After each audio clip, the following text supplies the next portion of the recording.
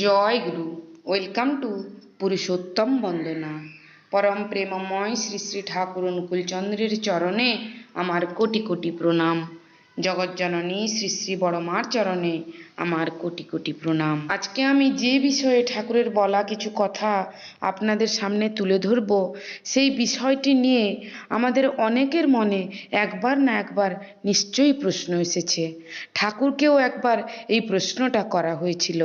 প্রশ্নটা হচ্ছে, ভালো মানুষগুলি যেমন শাস্তি পায়, চালাক শয়তান মানুষগুলিকে তো তেমন শাস্তি পেতে দেখা যায় না। মানে অনেক সময় যারা ভালো কর্ম করছে, ধর্মের পথে চলছে, তাদের জীবনে দুঃখটা অনেক বেশি। আবার যারা কুকর্ম করছে, অধর্মের পথে চলছে, তারা খুব সুখে আছে। সংসারে এমন কিন্তু অনেক দেখা যায়। এই সকল দেখে আমাদের অনেকেরই মনে হয় যারা ধর্মের পথে চলে তারা কষ্ট পায়, তাদের জীবনে দুঃখ বেশি। দেখুন, সুখ দুঃখ নিয়েই মানুষের জীবন। আমাদের প্রারব্ধ কর্ম বা পূর্বজন্মের কর্ম ও বর্তমান কর্ম আমাদের জীবনে সুখ দুঃখ হয়ে নেমে আসে। আমাদের দ্বারা করা খারাপ কর্মের ফল হিসেবে আমরা পাই দুঃখ, আর ভালো কর্মের ফল হিসেবে আমরা পাই সুখ। কর্মের ফল আমাদের অবশ্যই ভোগ করতে হয়। ধরুন, আমি যদি ধান চাষ করি তাহলে কিন্তু আমি ধানই পাবো, আর যদি আমি গম চাষ করি তাহলে আমি গমই পাবো। ধান চাষ করে গম আজ পর্যন্ত কেউ পায়নি। তাই ভালো কর্মের ফল সব সময় ভালো হয়, আর খারাপ কর্মের ফল সব সময় খারাপ হয়। কেউ হয়তো খুব খারাপ কর্ম করছে, কিন্তু তার পূর্বজন্মের ভালো কর্মের ফলে সে সুখে আছে। আবার হয়তো কেউ খুব ভালো কর্ম করছে, ধর্মের পথে চলছে, কিন্তু ওই যে পূর্বজন্মের কর্মের খারাপ কর্মের ফল তাকে কষ্ট দিচ্ছে। তবে সব সময় কর্মের ফল হাতে নাতে পাওয়া যায় না।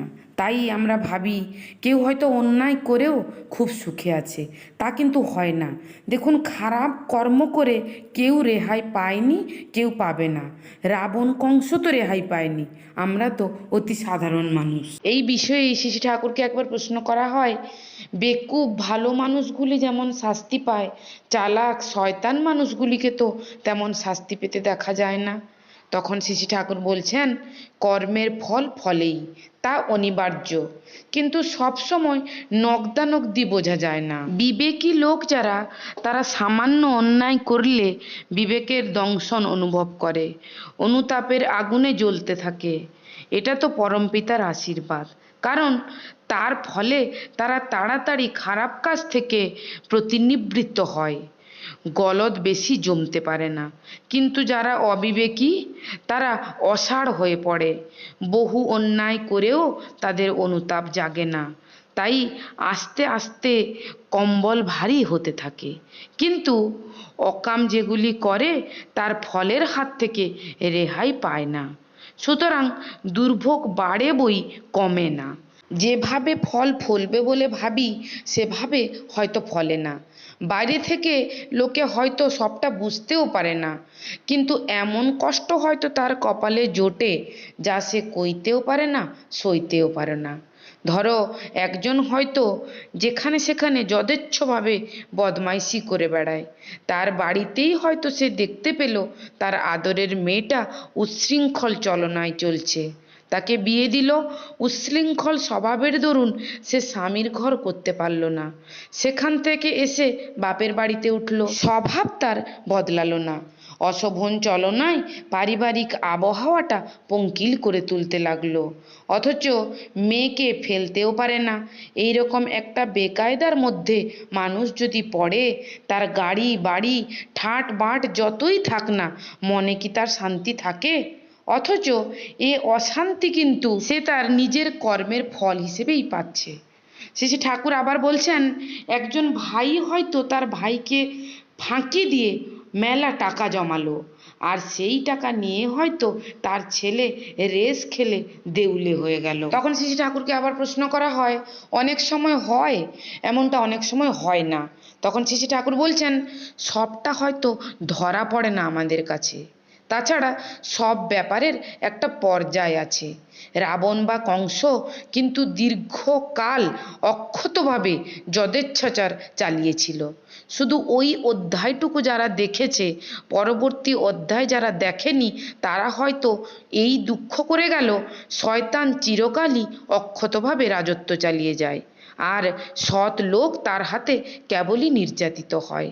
আমরা তেমনি বহু লোকের বহু ব্যাপারে একটা অধ্যায় দেখে সিদ্ধান্ত নিয়ে নিই, শয়তানেরই জয় জয়কার হয়। আবার দেখা যায় অসৎ লোকগুলি যেমন সক্রিয় তেজস্বী, তথাকথিত সৎ লোকগুলি তেমন নয়। তাই অসৎ হয়েও ওদের যতখানি প্রভাব হয়, সৎ হয়েও এদের ততখানি প্রভাব হয় না। আবার আমাদের বিচারেও ভুল থাকে। যাদের অসৎ বলি তারা হয়তো প্রকৃত অসৎ নয়। শ্রী ঠাকুর বলছেন, হনুমান পুরোহিত সেজে গিয়ে রাবণের মৃত্যুবাণ চুরি করেছিলেন, লঙ্কা পুড়িয়ে দিয়েছিলেন, আরও কত তথাকথিত গর্হিত কাজ করেছিলেন। কিন্তু হনুমানের মতো পুণ্যবান আর কয়জন আছেন? কারণ সে যা করেছিলেন তা করেছিলেন প্রভু রামচন্দ্রের জন্য। সেই জন্য কোন উদ্দেশ্যে কে কি করে তা যদি আমরা না বুঝি, না জানি, তাহলে ভালোকেও মন্দ বলতে পারি, আবার মন্দকেও ভালো বলতে পারি। তাই বিচার করতে গেলে সব দিক দেখাশোনা করে বিচার করতে হয়। উপর উপর দেখতে গেলে জগৎটাকে মনে হয় বিশৃঙ্খলা, কিন্তু মানুষের জ্ঞান ও পরিচয় যত বাড়ে ততই দেখতে পায় বিধির বিধানে সবই শৃঙ্খলা। তাই দেখুন, শ্রী ঠাকুর বলছেন, কর্মের ফল ফলেই, তা অনিবার্য। তাই মানুষের সুখ দুঃখের পেছনে আছে তারই করা কর্ম। তাই আমাদের কর্মটাকে আমাদের সবসময় ভালো করতে হবে। সেই জন্য আমাদের কি করতে হবে? আমাদেরকে ঠাকুরের দেখানো পথে চলতে হবে, ঠাকুরের কথা মেনে চলতে হবে, ঠাকুরের মনের মতো মানুষ হয়ে উঠতে হবে। আমরা যদি ঠাকুরের দেখানো পথে চলি এবং আমরা যদি সবসময় চেষ্টা করি ঠাকুরের ইচ্ছা মতো, ঠাকুর যে যাই বলেছেন আমরা তাই করব, কোনো কিন্তু ছাড়া, তাহলে কিন্তু আমরা জীবনে অনেক সুখে থাকবো, শান্তিতে থাকবো। আমাদের জীবন হয়তো দুঃখ আসবে, কিন্তু সেই দুঃখ থেকে বেরোনোর রাস্তা আমরা কিন্তু সহজেই পেয়ে যাব। পরম দয়ালের রাঙারাতুল চরণে কোটি কোটি প্রণাম। জগৎজননী শ্রী শ্রী বড়মার চরণে কোটি কোটি প্রণাম জানিয়ে আজকের ভিডিও এখানেই শেষ করছি। দয়াল ঠাকুর সকলের মঙ্গল করুন। জয়গুরু। বন্দে পুরুষোত্তমম।